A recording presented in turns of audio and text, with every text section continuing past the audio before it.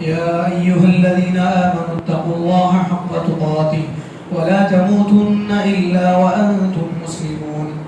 يا أيها الناس اتقوا ربكم الذي خلقكم من نفس واحدة وخلق منها زوجها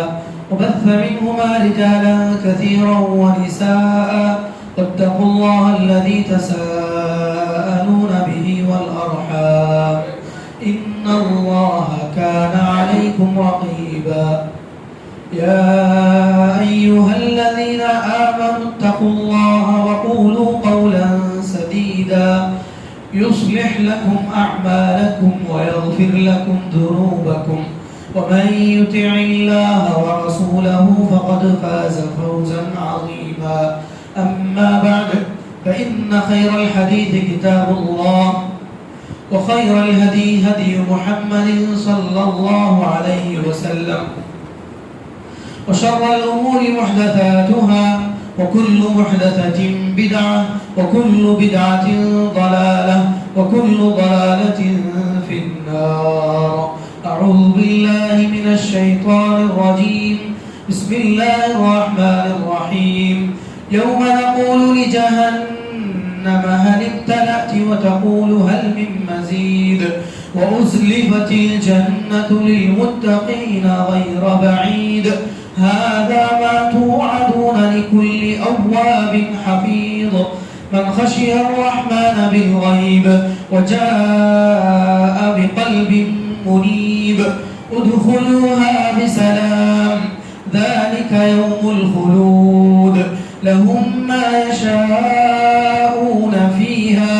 ولدينا مزيد. وقال الله عز وجل في موضع آخر إنما يعمر مساجد الله من آمن بالله واليوم الآخر وأقام الصلاة وآتى الزكاة ولم يخش إلا الله فعسى أولئك أن يكونوا من المهتدين.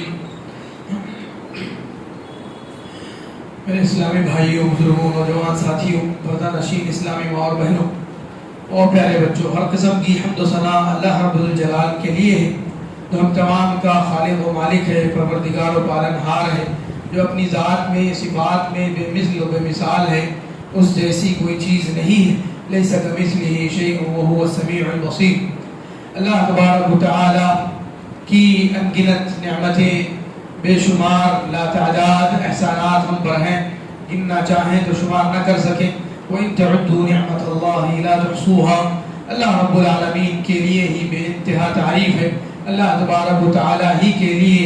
لا تعداد حمد و ثنا ہے. اللہ تبارک و تعالی کے کلمات ختم ہونے والے نہیں ہیں اور نہ ہی اس کی ثنا، اس تسبیح اور اس کی پاکی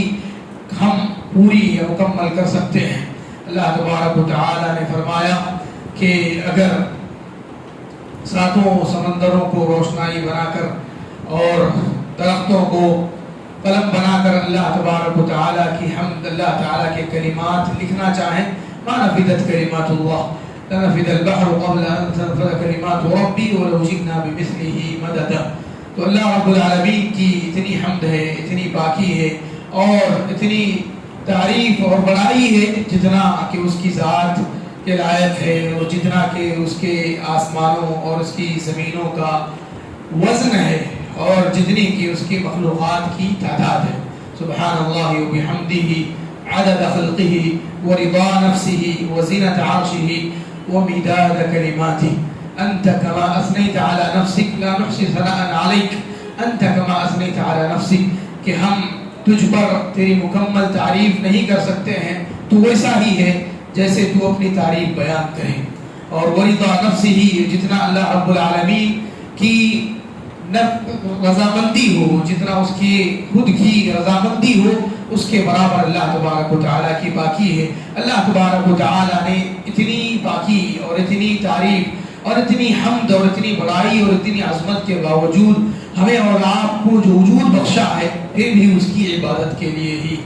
ورنہ اللہ تبارک و تعالیٰ کی اتنی پاکی ہے کہ اللہ تبارک و تعالیٰ کی پاکی بیان کرتے کرتے اتنی مخلوقات ہیں جن کی تعداد لا تعداد ہے.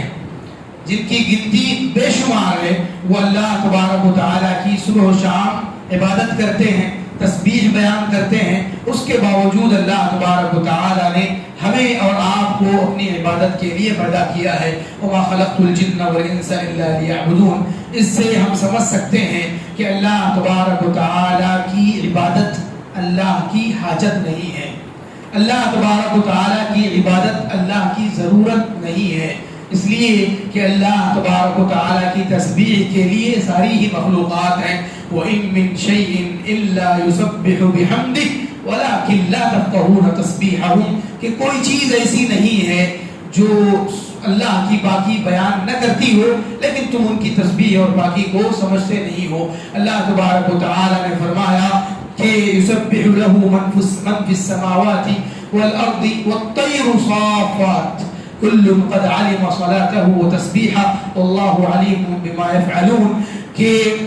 اللہ تبارک و تعالیٰ کی پاکی بیان کرتی ہیں وہ ساری مخلوقات جو آسمانوں میں ہیں اور جو زمین میں ہیں، اور پرندے سب بستہ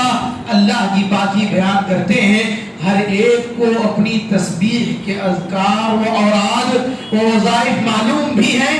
اور انہیں اپنی عبادت اور اپنی نماز کا بھی علم ہے، اور اللہ تبارک و تعالیٰ وہ جو کچھ کر رہے ہیں اس سے باخبر بھی ہے، علم بھی اللہ تبارک و تعالیٰ رکھتا ہے۔ اللہ تبارک و تعالیٰ نے فرمایا أَلَمْ تَرَ أَنَّ اللَّهَ يَسْجُدُ لَهُ مَنْ فِي السَّمَاوَاتِ وَمَنْ فِي الْأَرْضِ وَالشَّمْسُ وَالْقَمَرُ وَالنُّجُومُ وَالشَّجَرُ وَالدَّوَابُ وَكَثِيرٌ مِّنَ النَّاسِ وَكَثِيرٌ حَقَّ عَلَيْهِ الْعَذَابُ وَمَن يُهِنِ اللَّهُ فَمَا لَهُ مِن مُّكْرِمٍ إِنَّ اللَّهَ يَفْعَلُ مَا يَشَاءُ۔ کیا آپ نے نہیں دیکھا کہ اس کے لیے سجدہ ریز ہیں، سجدے کرتے ہیں، سجدے کر رہے ہیں، جو آسمانوں میں ہے اور جو زمین میں ہے، اور درخت اور چوپائے اور شجر اور ستارے، چاند، یہ سب کے سب اللہ تبارک و تعالیٰ کے آگے سجدہ ریز ہیں، اور بہت سارے چوپائے اور بہت سارے لوگ بھی، انسان بھی، ان کے مقابلے میں کچھ بہت سارے انسان وہ بھی ہیں جن کے اوپر اللہ کے عذاب کی بات ثابت آ چکی ہے، اللہ تبارک و تعالیٰ کے عذاب کی بات ثابت ہو چکی ہے۔ وَمَن يُهِنِ اللَّهُ، اور جس شخص کو اللہ تعالیٰ ذلیل کرے، فَمَا لَهُ مِن مُّكْرِمٍ، اس کو کوئی عزت دینے والا نہیں ہے۔ اللہ کے لیے سجدہ ریز نہ ہونا، اللہ کے لیے عبادت کا وقت نہ ہونا، اللہ کی عبادت کی توفیق نہ ہونا، یہ اہانت ہے، یہ ذلت ہے، اور ایسی ذلت کے بعد پھر کوئی عزت اس کو بخشنے والا نہیں ہے۔ اللہ تبارک و تعالیٰ نے درختوں کے بارے میں تو فرمایا کہ وَظِلَالُهُمْ بِالْغُدُوِّ وَالْآصَالِ، کہ کیا آپ نہیں دیکھتے کہ درخت دائیں بائیں دائیں بائیں جھک رہے ہیں، اور اس کے سائے صبح و شام اس کی طرف جھک رہے ہیں، بالغدو والآصال، کہ جو ہے صبح اور شام اللہ تبارک و تعالیٰ کے آگے یہ درخت بھی جھک رہے ہیں، اس کے سائے بھی صبح و شام اللہ کی تسبیح بیان کر رہے ہیں۔ یہ ساری باتیں اللہ تبارک و تعالیٰ نے اپنی عبادت کے تعلق سے کہی ہیں کہ اللہ کی عبادت کے لیے زمین میں اتنی مخلوقات ہیں کہ ان مخلوقات میں کوئی استثناء نہیں ہے، کہ ساری ہی مخلوقات اللہ تبارک و تعالیٰ کے آگے سجدہ ریز ہیں۔ اسی کی مثال کے طور پر کبھی کبھی ہم درختوں کو دیکھتے ہیں سجدہ ریز، کبھی کبھی جانوروں کو سجدے کی شکل میں، رکوع کی شکل میں اللہ کے آگے سر جھکاتا ہوا ہم دیکھتے ہیں۔ یہ شکلیں ہیں، ضروری نہیں کہ وہی ان کی عبادت کا طریقہ ہو، لیکن اللہ تبارک و تعالیٰ نے دائیں بائیں درختوں کے مائل ہونے کو اللہ تعالیٰ کی عبادت اور اللہ کے آگے جھکنا قرار دیا ہے۔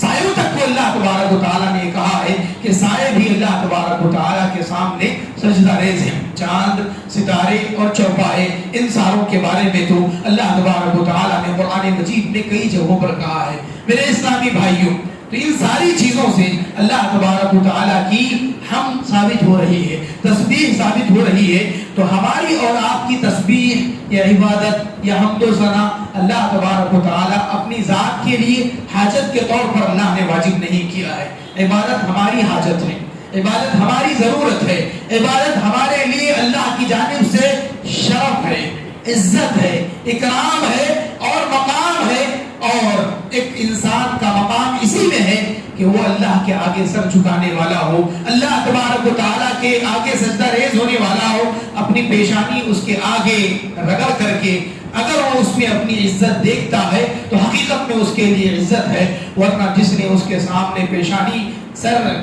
جھکائی نہیں ہے اس کے لیے کبھی دنیا میں عزت ملی ہی نہیں ہے، اس کے لیے شیطان ہی سب سے بڑی مثال ہے۔ اور اس کے بعد جتنے لوگوں نے تکبر کیا وہ سارے کے سارے لوگ نشان عبرت ہیں۔ میرے بھائیوں، عبادت اللہ تبارک و تعالیٰ نے عبادت کے لیے ساری زمین کو پاک بنایا ہے۔ ساری زمین کو اللہ تبارک و تعالیٰ نے مٹی کو پاک بنایا کہ آدمی امت محمدیہ کا جہاں بھی نماز کا وقت پالے، وہ اگر پانی ملتا ہے وضو کر لے، پانی نہیں ملتا ہے تیمم کر لے، مٹی پاک ہے اور اسی پاک مٹی پر وہ نماز ادا کر لے، اس کو جائے نماز یا مصلی کی بھی حاجت اللہ تبارک و تعالیٰ نے نہیں رکھی۔ ان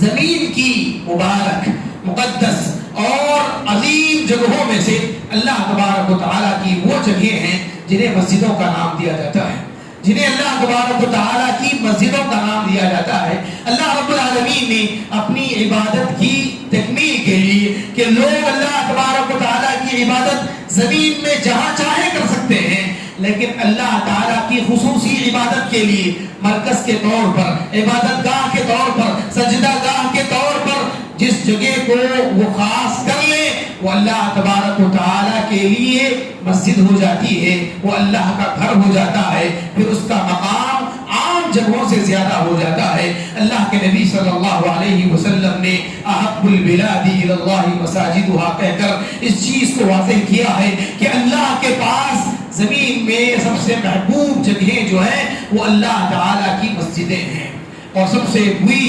بغض والی جگہ وہ ابغض البلاد عند اللہ اسواقها، بازار اللہ تبارک و تعالیٰ کی مبغوض چیزیں ہیں، اس لیے کہ لوگ وہاں اللہ کے ذکر سے، عبادت سے غافل ہوتے ہیں اور کاروبار میں منہمک ہوتے ہیں۔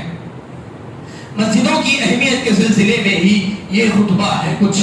کہ جو ہے اللہ تبارک و تعالیٰ نے مسجدوں کی نسبت اپنی طرف کی ہے۔ مسجد اللہ تبارک و تعالیٰ نے کسی کی طرف اللہ نے نسبت نہیں دی۔ سورہ جن کی آیت ہے وَأَنَّ الْمَسَاجِدَ لِلَّهِ فَلَا تَدْعُوا مَعَ اللَّهِ أَحَدًا، کہ مسجدیں اللہ کی ہیں، اللہ کے لیے ہیں، بس اللہ کے ساتھ آپ کسی کو نہ پکاریے، اللہ کے ساتھ آپ کسی کو نہ پکاریے، نہ اللہ کے علاوہ کسی کو پکاریے، نہ اللہ کے ساتھ کسی کو پکاریے۔ اللہ تبارک و تعالیٰ نے اس آیت کریمہ میں کہا کہ مسجدیں اللہ کے لیے ہیں، اللہ تبارک و تعالیٰ کی طرف یہ پہلی نسبت ہے۔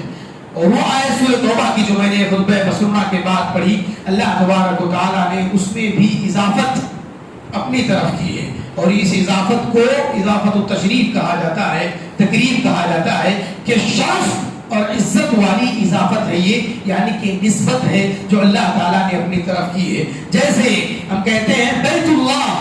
اللہ تبارک و تعالیٰ کا گھر یعنی خانہ کعبہ، جیسے وہ نسبت اللہ کی طرف کی گئی ہے ویسے ہی نسبت مسجدوں کی اللہ تبارک و تعالیٰ کی طرف کی گئی ہے کہ انما یعمر مساجد اللہ، اللہ کی مسجدوں کو وہی آباد کرتے ہیں۔ اللہ تبارک و تعالیٰ کی مسجدوں کو آباد کرنے والوں کے لیے یہ سب سے پہلا شرف ہے جو اللہ نے دیا ہے کہ مسجدیں اللہ کی ہے، کسی کے گھر کی نہیں ہے، کسی کے خاص نسبت کی نہیں ہے، اس کی نسبت اللہ کی طرف ہے، اور اللہ تبارک و تعالیٰ ہی اس کا رکھوالا ہے۔ اللہ تبارک و تعالیٰ نے اس کو اللہ کی مسجد قرار دیا، اس کو اللہ تعالیٰ نے بیوت اللہ قرار دیا۔ اللہ نے کہا کہ اللہ کے ایک گھر ہیں، فی بیوت اذن اللہ ان ترفع ویذکر فیہا اسمہ یسبح لہ فیہا بالغدو والآصال رجال لا تلهيهم تجارة ولا بيع عن ذكر الله وإقام الصلاة وإيتاء الزكاة يخافون يوما تتقلب فيه القلوب والأبصار۔ اللہ تعالیٰ نے کہا کہ ان گھروں میں، جن گھروں میں اللہ تعالیٰ نے یہ حکم دیا ہے کہ اس کے نام کو بلند کیا جائے، وَيُذْكَرَ فِيهَا اسْمُهُ، اور اس کے نام کا ذکر کیا جائے، يُسَبِّحُ لَهُ فِيهَا بِالْغُدُوِّ وَالْآصَالِ، ان اللہ کے گھروں میں بیٹھ کر مرد صبح و شام اللہ کی پاکی بیان کرتے ہیں۔ ان گھروں میں اللہ تبارک و تعالیٰ نے اس کو اللہ کے گھر قرار دیا، اللہ کی مسجدیں قرار دیا، اللہ ہی کے لیے مسجدوں کو اللہ تبارک و تعالیٰ نے ٹھہرایا ہے۔ تو جن لوگوں کو اللہ تبارک و تعالیٰ نے مسجدیں آباد کرنے کا موقع دیا ہے وہ حقیقت میں اللہ کی مسجد کو آباد کر رہے ہیں، وہ اللہ کے گھر کو آباد کر رہے ہیں، اس جگہ کو آباد کر رہے ہیں جس جگہ کی نسبت اللہ کی طرف کی گئی ہے، جس جگہ کی اضافت اللہ تعالیٰ کی طرف کی گئی ہے۔ جیسے اللہ نے مسجدوں کو شرف بخشا ہے ویسے ہی اللہ تعالیٰ ان کی زندگیوں کو بھی شرف والی بنا دے گا، عزت والی بنا دے گا، کرم والی بنا دے گا، جو اللہ تعالیٰ کی مسجدوں کو آباد کرنے کے بارے میں فکر مند ہو، سوچنے والے ہو، کوشش کرنے والے ہو، اس لیے کہ یہ مسجدیں اللہ کی ہیں اور اللہ تبارک و تعالیٰ کی اس مسجد میں جب تک کہ اللہ تعالیٰ کا ذکر کیا جائے، اللہ کی پاکی بیان کی جائے، اللہ کے نام کا ورد کیا جائے، اس وقت تک وہ آدمی اللہ کی مسجد کو آباد کرنے والا ہے، اس کے نامہ اعمال میں اجر و ثواب کا اضافہ ہے، یہ اس کے لیے صدقہ جاریہ بنے گا۔ اور اللہ تبارک و تعالیٰ نے دوسری بڑی بات جو اس آیت میں بتائی ہے وہ یہ کہ اللہ کی مسجد کو آباد کرنا یہ ایمان کی علامت ہے۔ اللہ نے ان کے دلوں کی گواہی دی ہے جو اللہ کی مسجدوں کو آباد کرتے ہیں۔ اللہ نے فرمایا کہ انما یعمر مساجد اللہ من آمن باللہ والیوم الآخر، کہ اللہ کی مسجدوں کو وہی آباد کرتے ہیں جو اللہ پر ایمان رکھتے ہوں، یوم آخرت پر ایمان رکھتے ہوں۔ اللہ دیکھا نہیں ہے ہم نے، یوم آخرت دیکھا نہیں ہے ہم نے، تو یہ جو اندیکھی چیزوں پر ایمان رکھنے والے، غیب پر ایمان رکھنے والے جو لوگ ہیں وہی اللہ کی مسجدوں کو آباد کریں گے، اور اللہ کی مسجدوں کو آباد کرنے کا اجر، اس کی اجرت، اس کا ثواب بھی دکھتا نہیں ہے، دکھتا نہیں ہے، فوراً ملتا نہیں ہے، فوراً آدمی کو نظر آتا نہیں ہے، فوراً فائدہ نہ نظر آتا ہے، نہ اس کا پروفٹ یا بینیفٹ نظر آتا ہے، اور نہ ہی اس کا محنتانہ فوراً دیا جاتا ہے۔ ویسے ہی ہے جیسے اللہ کی ذات دکھتی نہیں ہے، اللہ تبارک و تعالیٰ کا دن، آخرت کا دن ہم نے دیکھا نہیں، لیکن ہمارا پورا ایمان ہے کہ اللہ کی ذات بابرکات، اللہ تعالیٰ کی عظمت اور کبریائی والی ذات عرش پر مستوی ہے، اس کے وجود کو دیکھے بغیر جیسے ہم ایمان رکھتے ہیں، یوم آخرت پر جیسا ہمارا ایمان ہے، دیکھا نہیں لیکن اس کا واقع ہونا حق ہے، اس دن میزان کا قائم ہونا حق ہے، اس دن نیکوکار کو نیکی کا بدلہ، ایمان والے کو ایمان کا بدلہ، اور کافر کو کفر کا بدلہ، اور برے کام کرنے والے کو برائی کا بدلہ ملنا یقینی ہے، حق ہے۔ جیسا ہمارا ایمان ہے ویسے ہی اللہ کی مسجدوں کو آباد کرنے والوں کے لیے بھی ہے کہ ان کا اجر و ثواب فوراً نہ ملے، گرچہ فوراً نظر نہ آئے، لیکن اللہ تبارک و تعالیٰ کے پاس کسی کا اجر ضائع نہیں ہوتا ہے۔ ان اللہ لا یضیع اجر المحسنین ولا یضیع اجر من احسن عملا، کہ جو آدمی حسن عمل کرے اس کا عمل ضائع نہیں کرتا، محسنین کے عمل کو اللہ تبارک و تعالیٰ ضائع نہیں کرتا۔ تو اللہ تعالیٰ نے مسجدوں کو آباد کرنے والوں کی گویا کے دلوں کی گواہی دی ہے کہ ان کے دل میں ایمان ہے، تبھی جا کر کے وہ آباد کر رہے ہیں۔ جتنا ایمان ہوگا اتنا وہ آباد کرنے کی کوشش کرے گا، اور جتنا ایمان کم ہوگا اتنا وہ برباد کرنے کی کوشش کرے گا۔ اور اللہ تبارک و تعالیٰ نے ایمان کی گواہی دینے کے بعد ایک اور بات کہی جو ظاہری چیز ہے، ظاہری چیز ہے، اللہ پر ایمان، آخرت پر ایمان، اس کا تعلق اخلاص سے ہے، خلوص سے ہے۔ لیکن مسجدیں کبھی کبھی ریاکاری کے لیے بنتی ہیں، دکھاوے کے لیے بنتی ہیں، شان و شوکت کے لیے بنتی ہیں۔ اس چیز کو غلط کرنے والی اس کے بعد آنے والی چیز ہے کہ ایک آدمی نے مسجد کو آباد کیا اللہ کے لیے، اللہ کی عبادت کے لیے، اللہ کی رضا کے لیے، اس کی خوشنودی کے لیے، اس کی دلیل آگے کی باتیں بتاتی ہیں۔ اللہ تبارک و تعالیٰ نے فرمایا کہ وَإِقَامِ الصَّلَاةِ وَإِيتَاءِ الزَّكَاةِ يَخَافُونَ يَوْمًا وَإِقَامِ الصَّلَاةِ وَإِيتَاءِ الزَّكَاةِ، اللہ تبارک و تعالیٰ نے فرمایا کہ انما یأمر مساجد اللہ من آمن باللہ والیوم الآخر ویقیمون الصلاة ویؤتون الزکاة۔ اللہ تبارک و تعالیٰ نے کہا کہ اللہ کی مسجدوں کو آباد کرنے والے وہ ہیں جو اللہ پر ایمان رکھنے والے ہوں، آخرت پر ایمان رکھنے والے ہوں۔ یہ دل کی گواہی، ان کے دل کے ایمان کی گواہی۔ دوسری طرف اللہ تبارک و تعالیٰ نے فرمایا کہ ایک ظاہری عمل بھی ہے جس کی ضرورت ہوتی ہے مسجدوں کو آباد کرنے کے بعد، وہ ہے وہ نماز کو قائم کرتے ہیں اور زکوٰۃ ادا کرتے ہیں، وَلَا يَخْشَوْنَ إِلَّا اللَّهَ، اور اللہ کے سوا کسی سے ڈرتے نہیں ہیں۔ فَعَسَىٰ أُولَٰئِكَ أَن يَكُونُوا مِنَ الْمُهْتَدِينَ، امید ہے یعنی کہ یقین ہے کہ یہی لوگ ہدایت یافتہ ہوں گے۔ ایک آغاز میں ان کے ایمان کی گواہی اور اختتام میں، انجام میں ان کے ہدایت کی گواہی، لیکن درمیان میں کچھ چیزیں ہیں جو چیزیں ان کی نیت کو بتائیں گی، ان کے اخلاص کو بتائیں گی، ان کی خالص، ان کے خلوص کو بتائیں گی، وہ ہے نماز قائم کرنا، وہ ہے نماز قائم کرنا، زکات دینا، یعنی ظاہری اعتبار سے بھی آدمی نمازی ہو، زکات ادا کرنے والا ہو، اللہ سے ڈرنے والا ہو۔ ایسا نہیں کہ مسجد تو بنا دیا پھر اس کے بعد اس کو آباد کرنے کی کوشش نہیں کی۔ اسی سے علماء کرام نے دو قسمیں بتائی ہیں آباد کرنے کی۔ ایک آباد کرنے کی قسم یہ ہے کہ آدمی اس کے لیے یعنی کہ تعمیری سلسلے میں مدد کرے، ساتھ دے اور اس کو تعمیر کرے، چاہے وہ یعنی کہ خود اکیلے کرے یا دوسروں کے مشارکے اور تعاون کے ساتھ کرے، لیکن یہ آباد کرنے کی پہلی قسم ہے کہ بنانا، اس کے لیے مٹی، اینٹ، گارے، اسٹیل اور آج کے زمانے کی جتنے سیمنٹ اور جتنی چیزیں ہیں، فیان، پنکھے، ایسیاں، قالین، مصلے، یہ ساری چیزیں اس کو آباد کرنے کی یہ پہلی قسم ہے۔ اور دوسری قسم ہے اس کو نماز کے ذریعے سے آباد کرنا، اللہ کے ذکر کے ذریعے سے آباد کرنا، تلاوت قرآن کے ذریعے سے آباد کرنا، جس کی آج ضرورت ہے، جس کی آج ضرورت ہے۔ تو میرے اسلامی بھائیوں، یہ دونوں چیزوں میں سے جس چیز کی بھی اللہ تعالیٰ آپ کو توفیق دے دے وہ کرنے کی کوشش کیجیے، اس لیے کہ یہ وہ اعمال ہیں جو جاری رہیں گے، آگے تک رہیں گے اور اس کا ثواب برابر ملتا رہے گا۔ وہ انویسٹ جو کہ ہم نے کاروبار میں کیا ہے وہ ختم ہو جائے گا، اس کا کوئی نہ کوئی وارث بن جائے گا، لیکن یہ انویسٹمنٹ جو ہم اس میں کر رہے ہیں اللہ کی مسجدوں کے لیے وہ باقی رہنے والا ہے، قائم رہنے والا ہے، جاری رہنے والا ہے، مرنے کے بعد بھی ہمارے نامہ اعمال میں اضافہ ہونے کا سبب ہے، ہمارے نامہ اعمال میں زیادتی کا سبب ہے، اور اللہ تبارک و تعالیٰ کے پاس ہمارے لیے اس سے بڑا اعزاز کیا ہوگا کہ ہزاروں لاکھوں لوگوں کی نمازوں کا ثواب ہمارے نامہ اعمال میں لکھا جائے، اس لیے کہ ہم نے اللہ کی مسجد کو بنانے میں تعاون دیا تھا، حصہ ڈالا تھا، ہم نے اللہ کی مسجد بنانے کے بارے میں قدم آگے بڑھایا تھا، اللہ تبارک و تعالیٰ کی رضا کے لیے، اللہ کی خوشنودی کے لیے ہم نے اگر چڑیا کے گھونسلے کے برابر بھی اگر اللہ کی مسجد بنانے کے بارے میں فکر کی ہے، کوشش کیا ہے، تعاون کیا ہے، ساتھ دیا ہے، مدد کیا ہے، تو اللہ تبارک و تعالیٰ کے پاس رضامندی کی وہ نیت سب سے بڑی چیز ہے۔ اس لیے اللہ کی رضا کے لیے اللہ تبارک و تعالیٰ کی مسجد کو آباد کرنے کی کوشش کیجیے، اللہ تبارک و تعالیٰ کی مسجدوں کو آباد کرنے کے بارے میں تعاون دیجیے، مدد کیجیے۔ اللہ کے نبی صلی اللہ علیہ وسلم فرمایا من بنا للہ بیتا یبتغی بذلک وجہ اللہ بنى اللہ مثلہ فی الجنہ، اور ایک دوسری حدیث میں کہا بنى اللہ لہ قصرا فی الجنہ بنى اللہ لہ بیتا فی الجنہ، تینوں الفاظ ثابت ہیں۔ حضرت عثمان رضی اللہ تعالیٰ عنہ نے جب مسجد نبوی کی توسیع کی تھی تو لوگوں نے کہا تھا کہ اتنی بڑی مسجد کی کیا ضرورت ہے، اتنی بڑی توسیع کی کیا ضرورت ہے، تو اس وقت حضرت عثمان رضی اللہ تعالیٰ عنہ نے یہ حدیث سنائی تھی کہ تم نے بہت زیادہ باتیں کر دی،